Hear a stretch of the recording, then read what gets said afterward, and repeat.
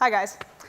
So what I love about the TED and TEDx community is that the speakers up here are not only in conversation with you guys out in the audience and the millions of viewers around the world, but we are also in conversation with each other. And so when I saw David Mead's TEDx Nashville talk on amateurism, I instantly knew that I could relate to what he's talking about. I loved it. I knew that it was a conversation that I wanted to engage in with him and wanted to continue in the TED community here today. And so Mead's idea was just that amateurs are people who are doing something that they have never done before, a totally new experience, and how important the temporary incompetency is that comes with that experience. I love that. I think it's great.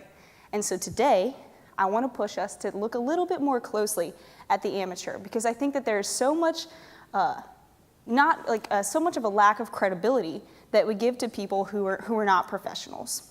And so my idea is that amateurs have a very special, very unique role to play, especially in community building and movements for change.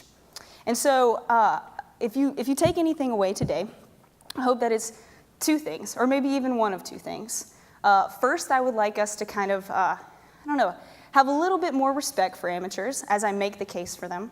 And second, I want us to all recognize that we are amateurs at least something, right? Because we can't be a professional at everything. There are always things that we haven't done before. And so if you're an amateur out there, which you obviously are, at something, I hope that I can make the case for amateurs and that you can leave here feeling a little bit more encouraged to go out there and do something about whatever it is that you're passionate about.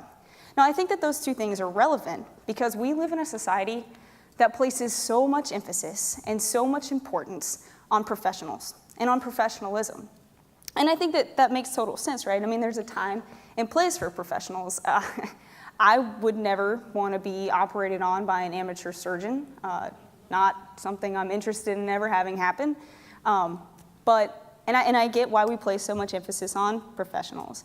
But I think that in the wake of that, sometimes amateurs can get sort of lost in the wash.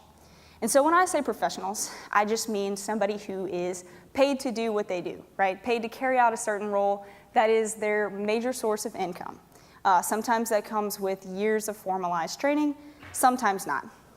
In contrast, an amateur is just somebody who's not paid to do what they do. So, a lot of times amateurs have a day job, something to pay the bills and put food on the table. But what's very important to note is that amateurs don't necessarily come with any sort of lack of experience or talent, and they're certainly not deficient in really valuable intuition.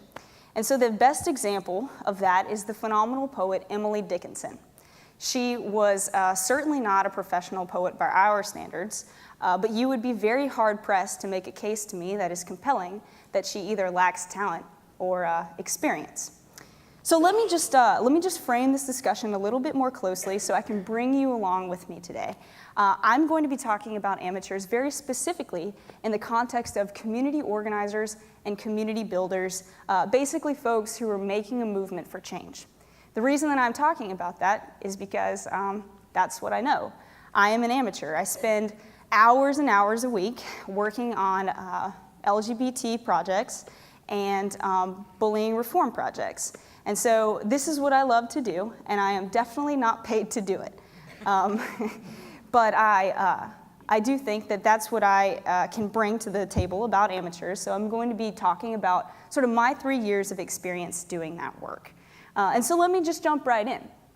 The one thing that I have learned that has been most valuable in being an amateur and working with dozens and dozens of valuable amateur volunteers is their motivation behind why they do what they do, right? And so what I have seen has just been a phenomenal sense of people who are really, really passionate about a project or about an issue.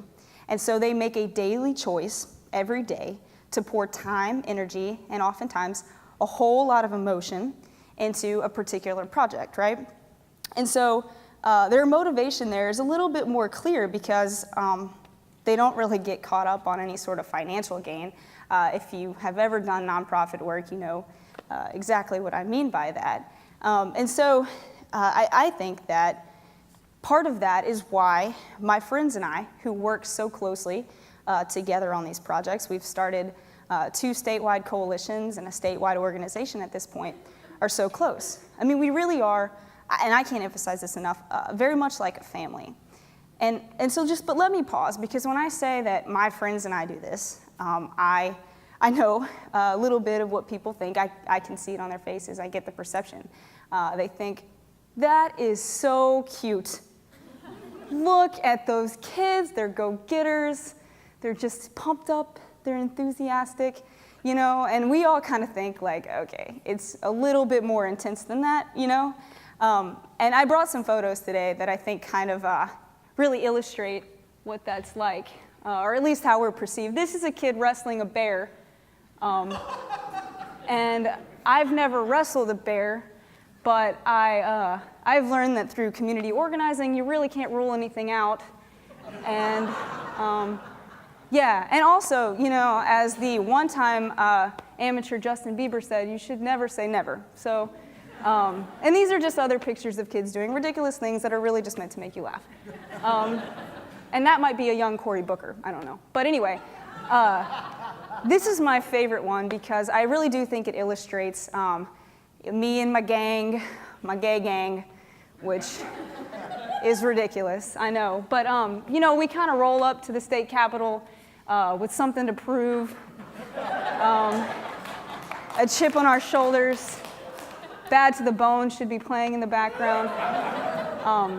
And I really do effectively bring that 13-year-old boy look, so it's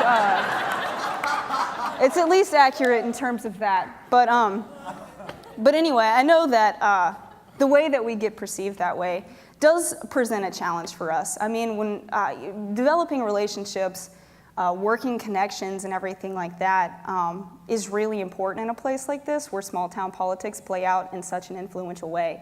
But what I've learned is as amateurs, sometimes we end up with relationships that are a lot more meaningful. And it's because people have to kind of go out on a limb for us, you know? They have to kind of take a risk to work with us a bit, and that also means that we have to prove ourselves around every corner. So those relationships are sometimes rooted in a little bit more of a deep-seated trust. And I also think that as amateurs, we have an advantage of being able to relate to people a little bit better sometimes. I mean, we don't have intimidating titles or problematic hierarchies, and that very flat structure has been really successful for us. I mean, if we were professionalizing the roles that my friends and I occupy, I think that we would be sending a message of exclusion when we really are in no position to be doing that. I mean, we should be sending a message of inclusion. As part of the LGBT movement, I mean, and especially in a place like this, we are in no position to turn people away. I mean, we genuinely need the help and support of everyone who's willing to get involved, especially as a marginalized group. I mean, if we waited around for professional gays to just rain down from the Louisiana skies, you know, with their hands in the air looking for jobs, the movement just wouldn't happen. And so it really is truly comprised of average people who are not professionals at this. Some of us are physicists, some of us are education, PhD students, biology students, English, you know, grads, all of that. And we're not really professionals, but we kind of just do this stuff because we love it. And that's part of not being engrossed in a profession. It's an advantage for us in some ways because we're not really hung up on sort of the constraints and the rules and conventions of a profession. We get to approach problem solving from a little bit more of a creative angle sometimes. It also means that we don't always have the jargon, and we definitely don't always have the resources that professionals have, and that just means that we've had to collect all of the resources that we do have. But in turn, we get to allocate those resources where we want, which brings us full circle back to motivation, because we get to work in a very humbling way on projects that we are extremely passionate about. And so, you know, that is sort of the takeaway today. I think that the message is pretty twofold. If you've had a little bit of skepticism about bringing amateurs into what you do, I hope that I've made at least a compelling case for how valuable they can be in what you do. And if you're an amateur out there and there's a little bit of something that's kind of been boiling inside of you that you want to get involved in, but you've been hesitant, I hope that I've made a compelling case for why you can make a huge impact. All you gotta do is find people who are looking to do something similar and just get involved. Thanks.